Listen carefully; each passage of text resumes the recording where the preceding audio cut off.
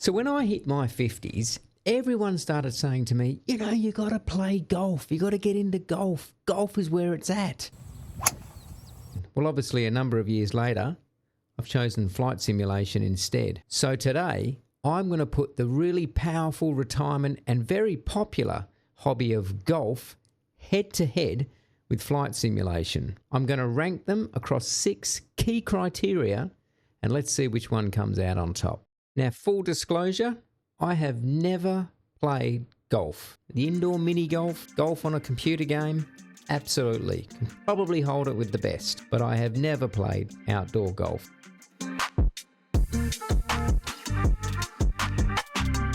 Let me break down what golf typically costs here in Australia. Now, I've done some research, so you don't have to. Club memberships. Now, on average, it's going to cost you between $2,000 and maybe $5,000 per year, maybe even more, to get membership at a local club. And there are some exclusive clubs that I'm sure are a lot higher than that. Your golfing equipment, it's probably going to cost at least $1,000, maybe up to $2,000 or $3,000 initially. And then I think we can probably add, $200 to $500 per year on replacements and upgrades as you get further into the golfing hobby.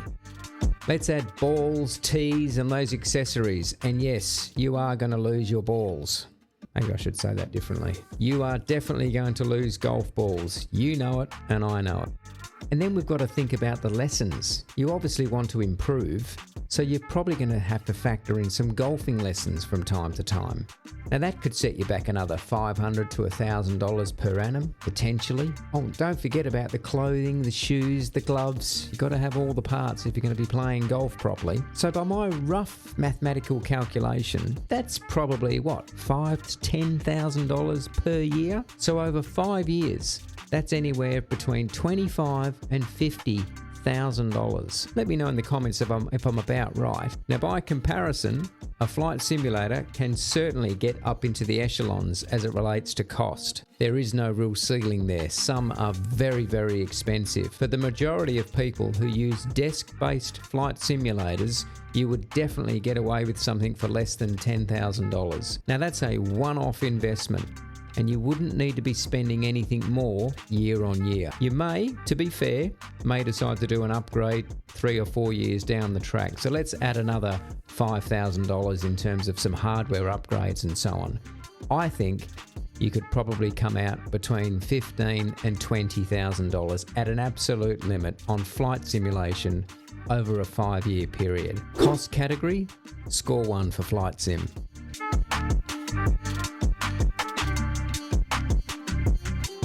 I mean, let's be honest about golf, really.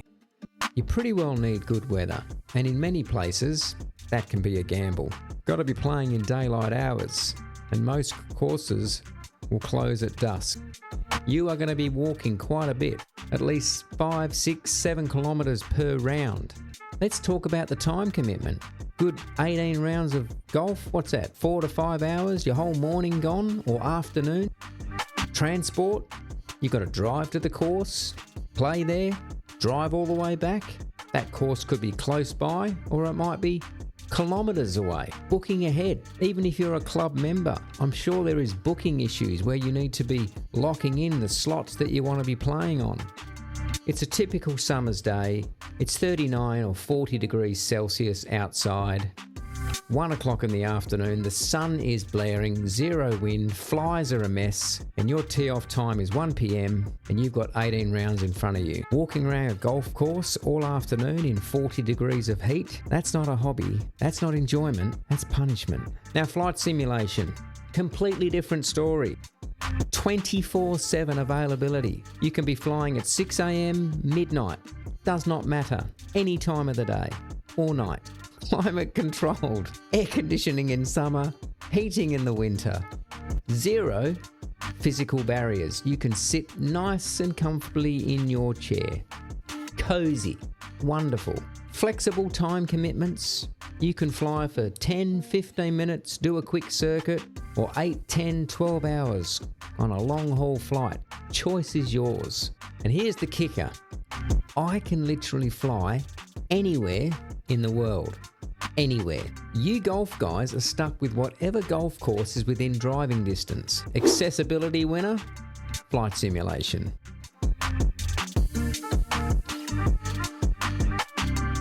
I think on this one, golf may just have the edge. Golf is inherently social.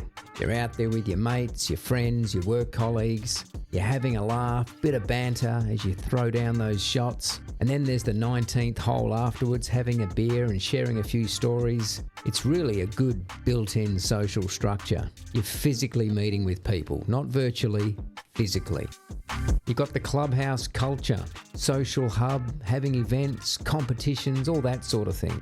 So if you're retiring and wondering about social isolation, well, golf clubs can genuinely provide that good sense of community. But on the flip side, here's what's really surprised me about flight simulation. Yes, for the most part, you are flying by yourself and you are in a virtual world. But there is a global community out there. We're talking thousands of people all over the world that you can reach in an instant. We have online air traffic control, VATSIM, Pilot Edge, Discord communities, countless amount of YouTube creators, forums, virtual airlines. I have managed to meet and develop great relationships with people in the United States of America, United Kingdom, people on the east coast of Australia. I've interacted with people via social chats on YouTube in Germany, Switzerland, Italy, Canada. The list goes on. Is it the same though as catching up with someone physically and getting out in the sun like you would in golf?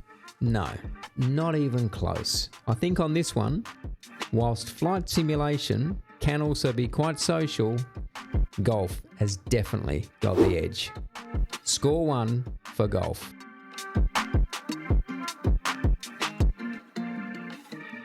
I'm going to be completely honest here. This is where credit is due to playing golf. Flight simulation has a real lot going for it, in particular to exercise that brain and keep you mentally active as you age. But let's not kid ourselves. It is a sedentary hobby. You are sitting at a flight sim rig and you are not moving that much. There is no cardiovascular benefit, none. Prolonged sitting, back stiffness, circulation issues. Sitting for that long, particularly in your 50s and beyond, in my view, is not good for anyone. So I do need to make that conscious effort to get up, move around. Now golf, on the other hand, well, it gets you moving. You've got to get from one hole to the next hole. You will walk kilometers every time you play a round of golf. Walking is one of the best exercises, low impact, that you can do. And golf absolutely nails it. You've got to swing those hips and swing those arms every time you make a golf swing and you tee off. It's got that social and physical combination. You're catching up with people, interacting with them, and you are physically moving at the same time. A flight simulation will certainly keep your mind sharp. There's plenty of things to learn, but it will not keep your body moving. That is just a fact. So in the category of physical activity, well, golf is a clear winner here over flight simulation.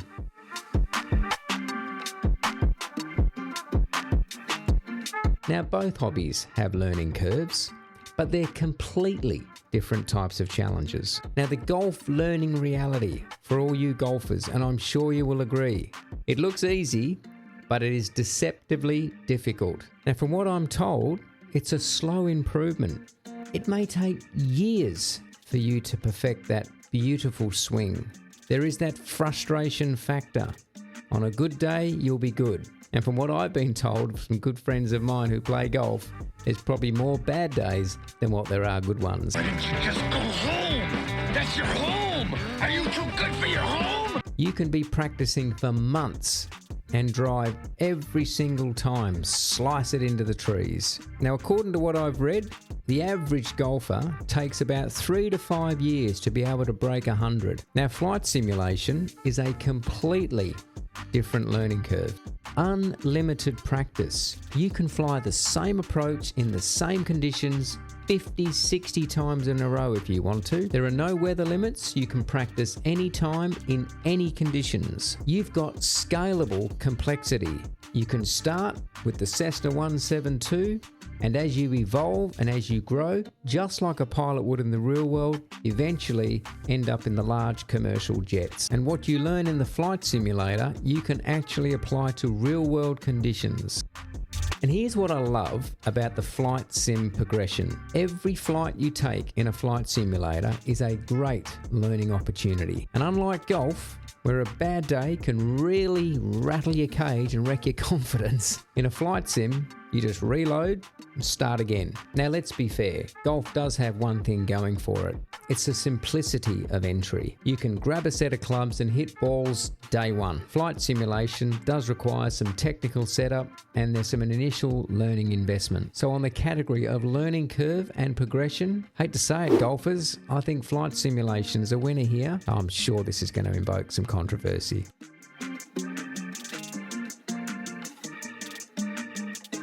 So here's golf's long-term reality. Most golfers are going to play the same courses, 2 to 3 courses potentially around your area forever.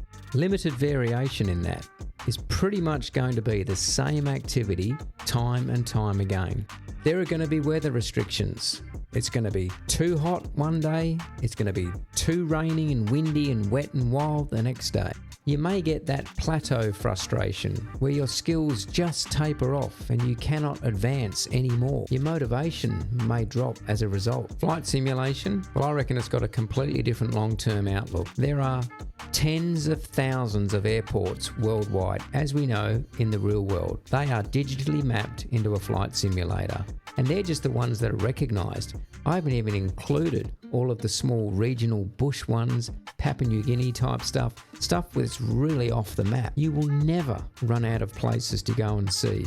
The world is just too big. The weather scenarios that you can fly in a simulator are absolutely endless. You can dial in whatever scenario you want. Virtual airlines, group events, shared flights with people. Golf will give you 18 holes, great social time with some mates, hands down. Flight sim will give you the entire world, unlimited aircraft, endless scenarios, and a global community. For that long-term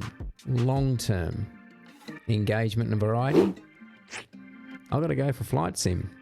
So there you have it. 6 categories, flight sim 4, golf 2. But here's what this comparison really did show me. Golf is a legitimate retirement hobby, and thousands of people around the world do it. It has extremely good benefits. It keeps you active, it gets you outdoors, it gets you away from social isolation, and that cannot be ignored. If you love golf, then keep playing golf. But for me personally, and maybe for you, flight simulation is the way to go. And this is the beauty of retirement hobbies. There is no hobby that is right or wrong. Everyone can make their own choices in life. So if you're thinking about, well, what could I choose between golf or flight simulation? Well, think about what really matters to you.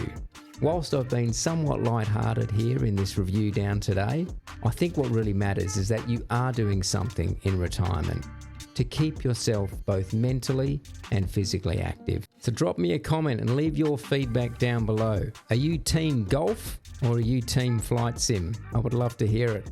Once again, thanks very much for taking the time to watch the video. I've had an absolute blast making this one and looking at the comparison between flight simulation and golf. If you liked it, hit that like button so the algorithm will do its thing and push this YouTube video out to other people around the world. And if you haven't subscribed to the channel, well then please do me that favor and hit that subscribe button. It will not cost you anything. Don't forget the notification bell as well. And that way, all of my future videos you will be fully notified of. Thanks everyone. Catch you on the next one.